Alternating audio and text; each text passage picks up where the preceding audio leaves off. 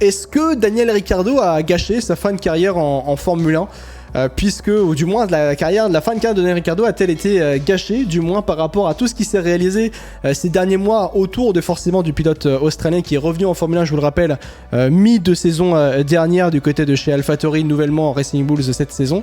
Maintenant, la situation en tant que telle, c'est que c'était son dernier Grand Prix à Singapour. Il ne reviendra pas lors du Grand Prix, c'était le prochain Grand Prix qui est du côté des États-Unis à Austin. Et que par de nombreuses actions, de nombreuses situations, où le fait est que Daniel Ricciardo a eu du mal à revenir à un certain niveau. Il n'y a pas eu de moments forts depuis son retour en Formule 1 du côté de Daniel Ricciardo. Il n'y a pas eu de moments qui ont été marquants depuis qu'il est revenu du côté de chez AlphaTauri.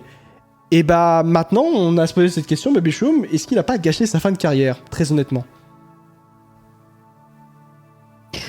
Gâcher sa fin de carrière, je sais pas. C'est juste que du côté de Red Bull, on a tellement mis, pas de pression, mais d'espoir en lui, en fait, comme un remplaçant naturel chez Red Bull, et qu'on a vu que ça ne l'a pas fait. Ouais. Que là, on a préféré le dégager au profit de Lawson pour cette fin de saison et l'année prochaine. Gâché, de toute façon, je pense que c'était déjà un petit peu fini du temps de McLaren. On s'est juste, je pense, du côté de chez Red Bull, un petit peu trop excité pour pas grand chose, pour un pseudo-test, tu vois, à Silverstone, où on s'était dit waouh, il est super rapide, Daniel. Donc ça va être la même chose chez RB. Ouais. Pas tant.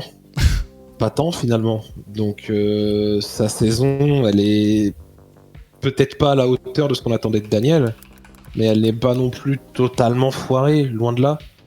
Et c'est juste que voilà, il y avait des ultimatums aussi donnés sur sa saison avec RB, que c'était un petit peu la saison de la dernière chance, et que voilà, pour Red Bull, il n'a pas assez montré, et c'est ciao.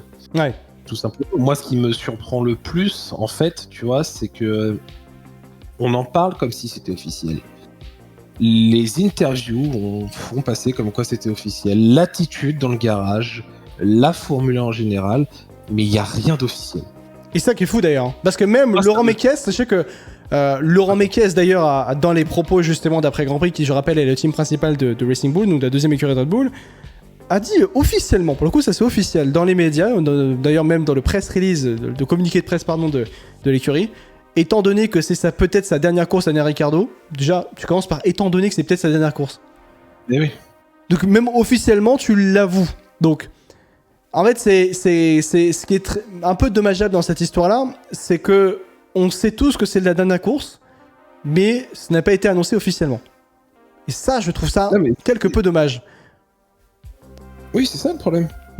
C'est que là, il n'y a rien d'officiel, donc limite, il peut être à Austin, il n'y a pas de problème. Mais pourtant, non, tout le spectacle qu'on a vu à Singapour, justement, dans son attitude, l'attitude dans le garage RB, justement, cette haie d'honneur, ses interviews, justement, après course, avec voilà, les différents médias, montrent quand même que, c'est la fin.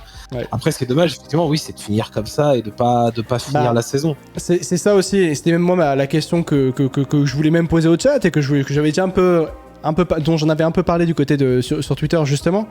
C'est justement, est-ce que vous pensez pas que, sincèrement, est-ce que Red Bull ne manquerait pas de respect à Daniel Ricciardo en le renvoyant à quelques courses de la fin de cette saison 2024 de Formule 1 ? Pourquoi je parle peut-être potentiellement de manque de respect ? Parce qu'on parle pas d'un petit pilote Red Bull, on parle d'un pilote justement, Daniel Ricciardo, qui a écrit une partie de l'histoire de Red Bull Racing. Il est multiple vainqueur de Grand Prix, Daniel Ricciardo. Et pas un petit vainqueur de Grand Prix, encore une fois, pas des Grands Prix gagnés par-ci par-là. Non, il est gagné toujours au forceps et avec talent et avec sa patte comme on aimait justement de Daniel Ricciardo. Notamment ses dive bombs, ses freins hyper tard, l'être audacieux, ambitieux, ses tours de qualification absolument impressionnants.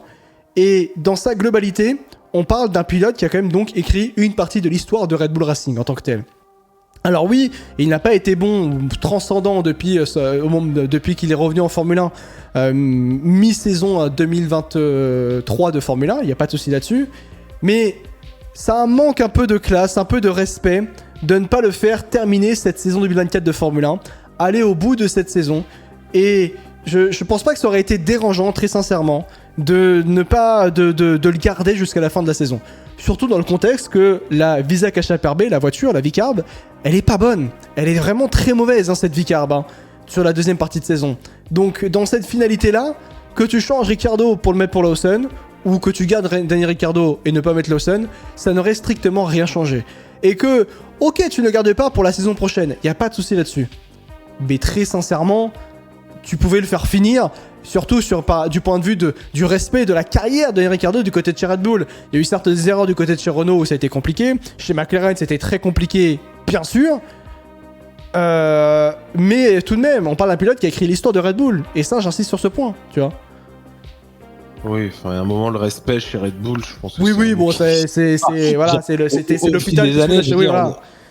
Voilà, on est plus à une crasse près vis-à-vis des pilotes. Tu vois, il y en a eu tellement depuis tant d'années que bon, une de plus, une de moins, c'est pas forcément ce qui va changer le monde.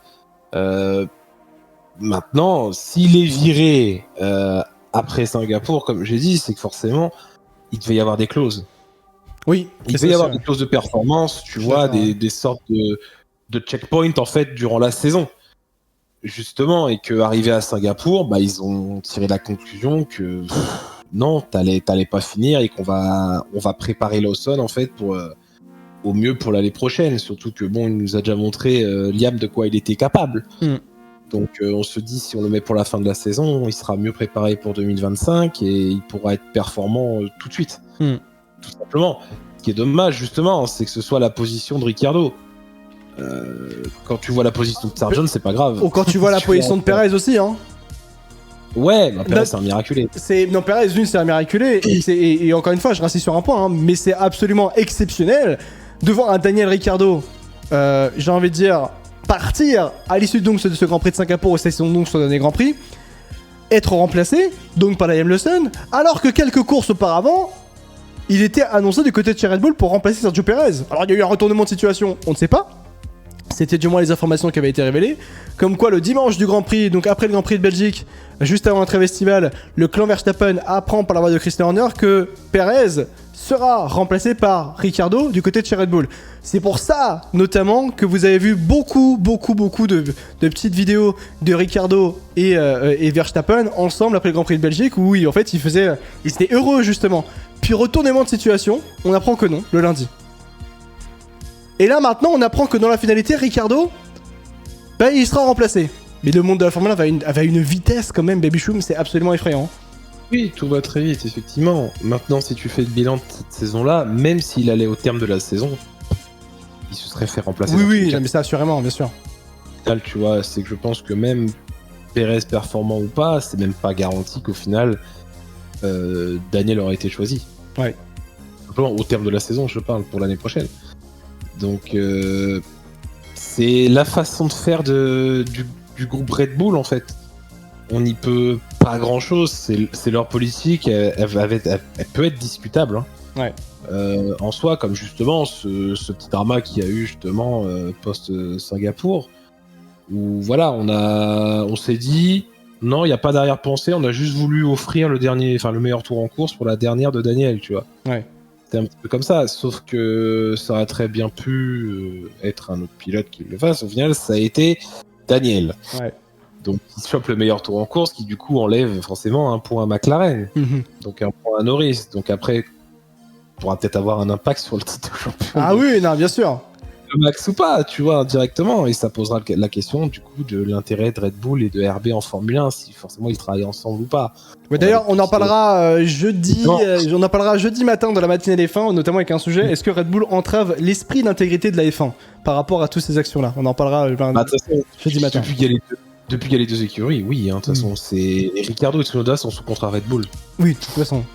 En fait, ils sont pas sous contrat Visa Cash-App RB, ils sont sous contrat Red Bull. Donc à partir de là, Red Bull a 4 pilotes sous contrat. Donc forcément, tu fausses un peu le truc sur cet aspect-là. Maintenant, pour en revenir à Ricciardo, le traitement qu'il a, ouais, c'est pas la première fois qu'on voit ça du côté de chez Red Bull. Et il a beau marquer les bonnes heures, les grandes heures de Red Bull. Il nous a montré son prime dans son passage chez Red Bull.